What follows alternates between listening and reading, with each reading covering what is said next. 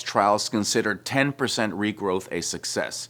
PP405 showed triple that. Could a full head of hair soon be the norm for everyone? My God, let's hope so. It would relieve a lot of stress. PP405 aims to actively regrow substantial hair, including in some bald areas, by resetting the hair's growth cycle. Importantly, this approach doesn't involve altering hormones like testosterone or DHT. It is a whole new pathway based on cellular energy metabolism. There's real buzz around PP405, a UCLA-developed molecule that could actually regrow hair by waking up sleeping follicles. If PP405 works as early data suggests, it's not just another hair loss drug. It could open an entirely new category of regenerative therapies, reactivating dormant follicles rather than just slowing loss. That's a big shift. Let's explore when and how PP405 was discovered, the science behind it, the evidence of its efficacy, how it compares to other treatments, and what it means for the millions battling baldness. UCLA scientists Dr. Heather Christoff, a biochemist, and Dr. William Lowry, a stem cell biologist, spent years studying why hair follicle stem cells go dormant. Back in 2017, their lab made a breakthrough discovery published in Nature Cell Biology. Hair follicle stem cells have a unique metabolic state when active. They churn out lactate, a byproduct of sugar metabolism. If these cells don't produce enough lactate, hair stays off. In mice, blocking lactate production caused baldness, but increasing lactate flipped the follicles back into growth mode. This revealed a metabolic switch for hair growth. More lactate, active follicles. To exploit this, the team tested a compound called UK5099, which tricks cells into making more lactate. The result? It was remarkable. Essentially, they woke up dormant follicles by altering cell metabolism. This early success set the stage for PP405. They teamed up with Dr. Michael Young, a veteran UCLA chemist, to design a better molecule, one that could be applied to the scalp and precisely target the follicles. The result was PP405, named playfully after Los Angeles 405 freeway. PP405 is basically an analog of UK5099 with improved properties, boosting lactate levels in the follicle cells. By doing so, it pushes hair stem cells from a resting state into an active state, effectively pressing the on switch for hair growth. Lab work went on for almost a decade before human testing, but the concept was solid. Reactivate the hair's own stem cells rather than relying on hormones or transplants. So, when can you actually get PP405? The short answer, not yet. As of 2025, it's still in clinical trials, with phase 3 expected around 2026-2027. If you don't want to wait that long, you could try my serum, the ASLF Hair Growth Boost Serum, a microalgae complex combining spirulina and chlorella. What I love about this formula is that it doesn't just target one pathway. It supports follicle health from multiple angles: circulation, inflammation, oxidative stress, and DHT at the scalp level, all without messing with your hormones systemically. And for me, that's huge. Denzidil is an award-winning patented microalgae complex. Our serum also has bicapil in it, which is made from soy and wheat sprouts and this thing that I can never pronounce.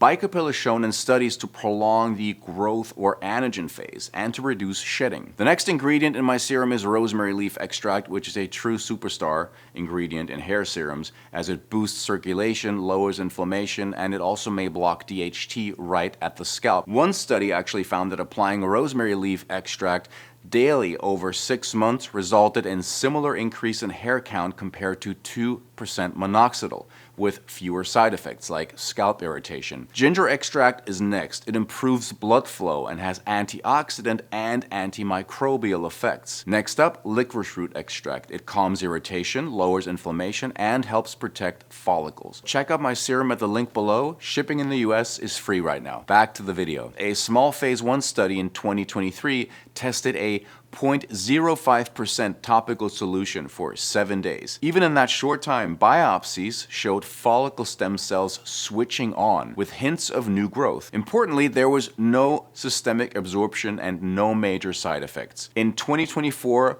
Pelage Pharmaceuticals launched a phase 2A trial with about 60 to 78 men and women. After 4 weeks of treatment and 3 months of follow-up, 31% of PP405 users saw over 20% increases in hair density versus 0% on placebo. Some even regrew hair in previously bald areas. Safety also remains strong, with no drug detected in the bloodstream. For context, most hair loss trials considered 10% regrowth a success.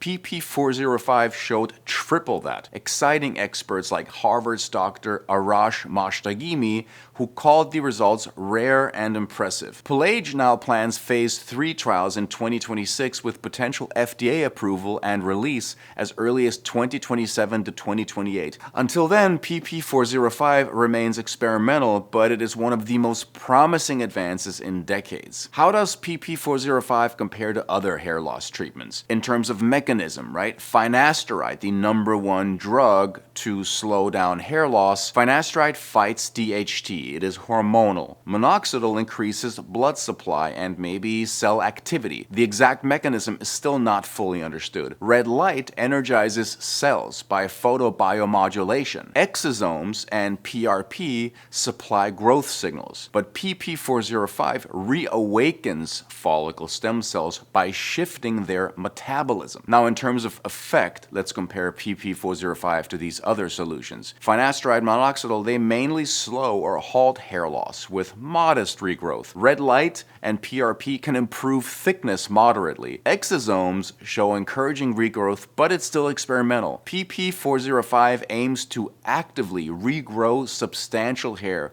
including in some bald areas, by resetting the hair's growth cycle. Now let's compare side effects. Finasteride, systemic hormonal side effects, sexual dysfunction, for example. Minoxidil, local irritation, unwanted hair in other places. Red light, virtually no side effects, maybe some mild scalp irritation if overused. Exosomes and PRP, injection site soreness and unknown long-term effects since they are not fully studied yet. PP405, so far, no systemic side effects noted and no hormone changes or serious events in trials. Being a topical with localized action, it's designed to minimize the body-wide impact. To summarize, PP405 represents an entirely new category, metabolic reactivation of hair follicles. It doesn't replace other treatments yet, but it could offer a powerful new tool, especially for those who can't tolerate or aren't helped by existing options. While larger studies are needed, minor redness or tingling may occur in some users, but PP405 hasn't caused the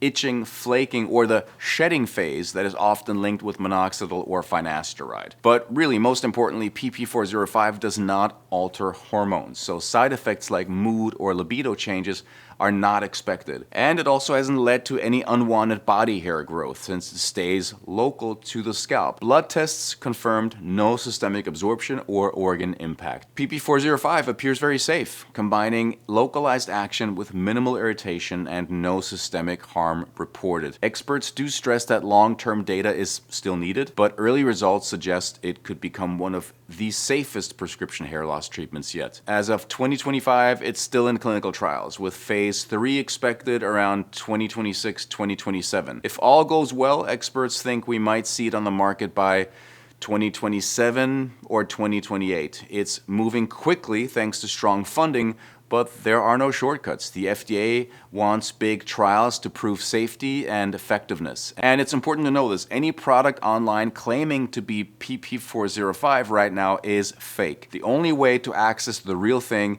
is through a clinical trial. And when it does launch, expect it to be a prescription topical, probably a serum or foam. And the cost hasn't been announced, but based on similar new dermatology drugs, it could be $100 to $300 per month out of pocket. Insurance usually doesn't cover hair loss treatment since they're considered cosmetic. For now, though, the best strategy is to stick with proven tools like minoxidil, finasteride, red light therapy, or PRP to maintain your hair while waiting for what could be the first real game changer in decades.